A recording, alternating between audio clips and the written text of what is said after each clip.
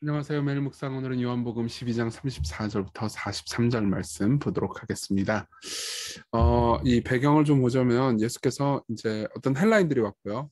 헬라인들이 예수님을 만나고자 하지만 예수께서 거절하시고 그분이 이제 십자가에 못 박혀 죽으시는 이유에 대해서 설명을 해주는 배경이었습니다. 그러니까 이제 무리가 대답을 합니다. 34절. 우리는 율법에서 그리스도가 영원히 계신다함을 들었거늘 너는 어찌하여 인자가 들려야 하리라 하느냐, 이 인자는 누구냐, 이렇게 이야기를 하는 거죠. 그러니까 어 이제 이렇게 얘기하는 거죠.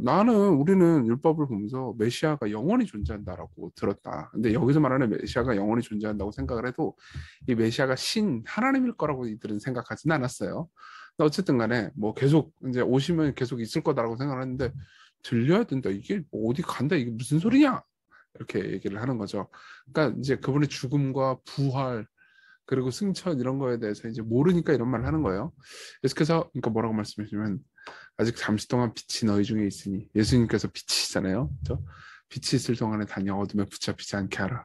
어둠에 다니는 자는 그가 가는 것을 알지 못하느니라. 그러니까 사실 이런 질문 자체가 이제 이들이 철저한 어둠 안에 있다라는 것을 이제 반증하죠.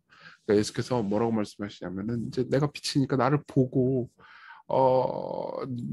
내가 하는 말을 믿고 진정한 빛 아래 있어라, 이렇게 얘기를 하는 거죠. 너에게 아직 빛이 있을 동안에 빛을 믿으라. 그러면 빛의 아들이 되리라.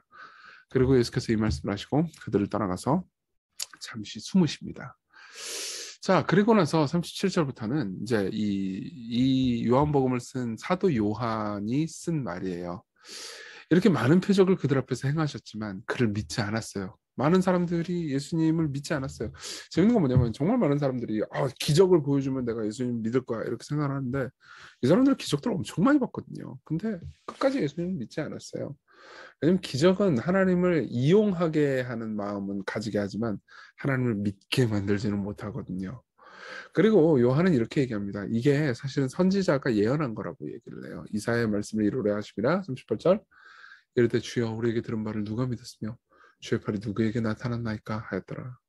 그렇죠? 그들이 능히 믿지 못한 것은 이 때문이니 곧 이사야가 다시 일렀을 그들의 눈을 멀게 하시고 그들의 마음을 완고하게 하셨으니 이는 그들로 하여금 눈으로 보고 마음으로 깨닫고 돌이켜 내게 고침을 받지 못하게 하려 함이라 하였습니다라. 이렇게 이야기를 합니다. 이게 이사야 6장에 나온 거죠.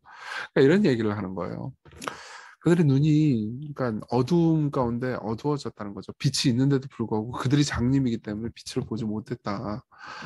근데 이것이 사실 예언으로 이루어진 것이다. 왜요? 어, 그들이 예수님을 보고서도 믿지 않았기 때문에 예수님이 십자가 못 박혀 죽으실 수 있었기 때문이죠.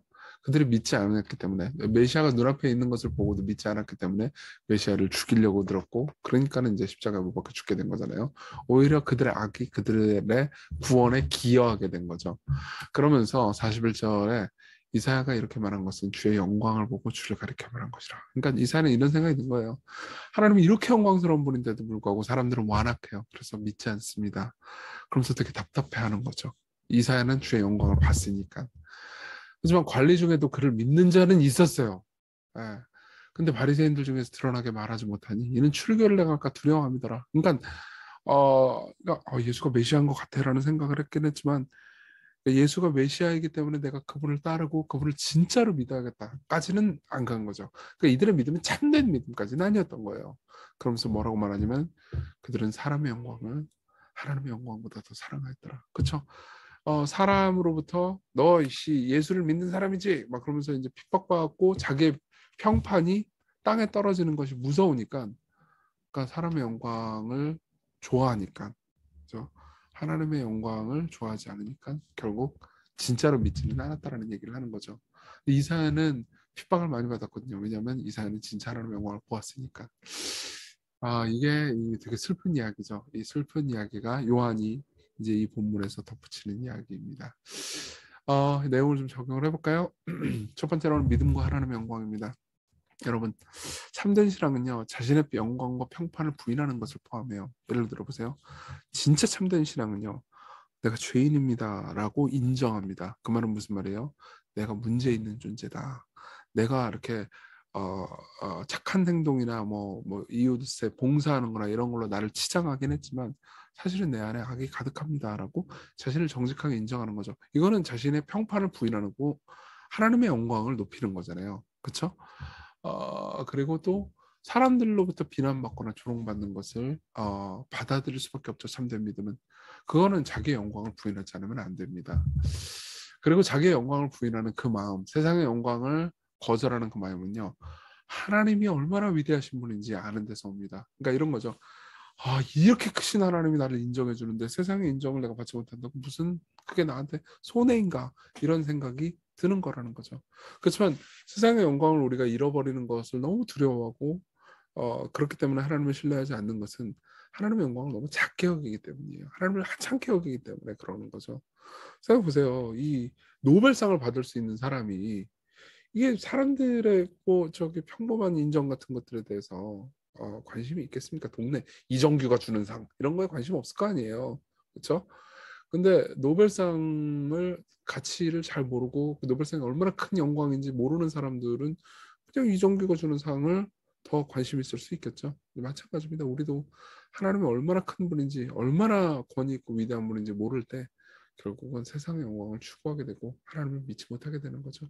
그렇기 때문에 우리는 그분이 얼마나 크신 분이고 위대한 분인지 알게 해달라고 구할 필요가 있습니다. 그리고 두 번째로는 불신앙을 뚫고 그 불신앙을 사용하신 왕을 바라봅시다. 이게 요한복음의 아이러니가 뭐냐면 이렇게 사람들이 자신의 영광을 사랑했기 때문에 결국은 예수님을 보호하거나 예수님을 따르지 않고 예수님을 배척했잖아요. 그래서 예수님이 십자가에 못 박혀 죽으셨죠. 그래서 우리가 구원받을 수 있게 됐다는 거예요. 참 이게 아이러니죠. 그들이 죄를 저질렀기 때문에 예수님이 죽었고 그 예수님의 죽음 때문에 그 죄인들이 구원을 받는다니 참 놀라운 일이죠.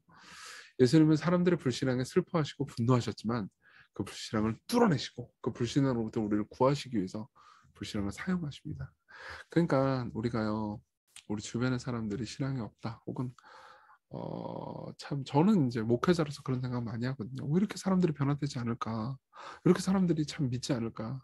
저도 믿음 없는 주제에 그 답답해하긴 하는데 뭐 정말 이 모든 것들이 다 합력해서 하나님께서 계획하신 선을 이루실 것을 생각하면은 낙심하지 않을 수 있을 것 같아요. 우리 같이 기도합시다. 우리 제 작은 평판과 영광을 너무 사랑하기에 하나님을 사랑하지 않고 섬기지 않는 것이 너무 슬픕니다. 우리에게 당신을 크게 보여주셔서 당신의 영광을 보고 믿게 해주세요. 그리고 우리의 불신앙에도 불구하고 용기를 내신 예수님, 우리의 불신앙을 사용하시는 예수님을 보면서 삶에서 어려운 순간 끝에 하나님의 선이 있음을 믿고 신뢰할 수 있게 해주시고 인내할 수 있게 해주세요. 같이 기도합시다.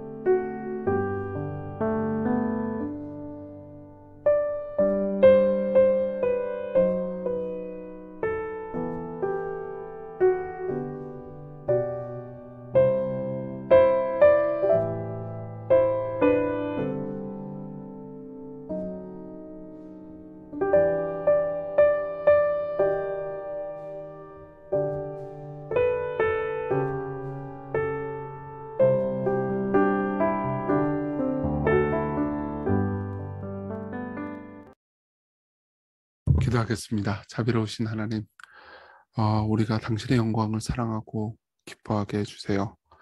당신이 크신 하나님으로 보이게 매일매일 우리를 인도해 주세요.